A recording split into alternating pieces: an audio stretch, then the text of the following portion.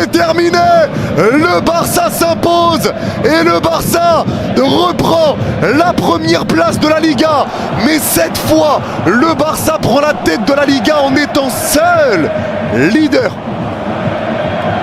Le Barça est seul leader de la Liga. 3 points d'avance sur le Real Madrid. On peut même compter 4 avec la différence de but. Dani Olmo est homme du match, logique pour moi. Et tu prends 1 point d'avance sur l'Atlético Madrid que tu vas affronter dans 2 semaines. Donc attention quand même les gars, rien n'est terminé. Là, dans 2 semaines, il y a Barça-Atlético.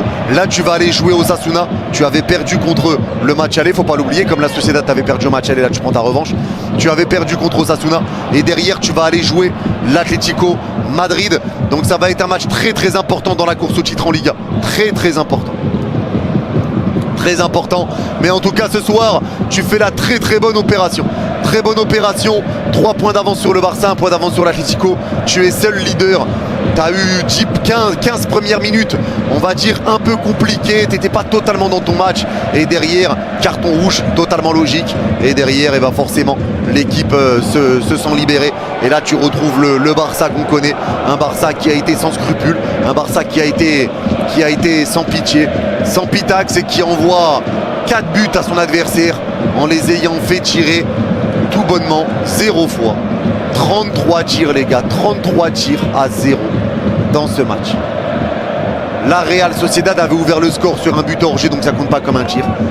33 tirs à 0 dans ce match.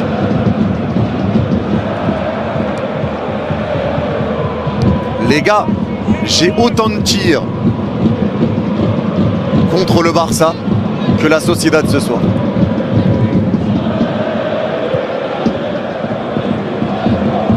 Les gars, à un moment donné, moi les mecs, vraiment, là j'ai envie de dire quelque chose.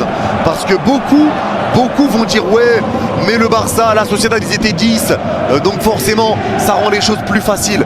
Les gars, terminer un match avec 0 tir à 10 ou pas, mais c'est invraisemblable.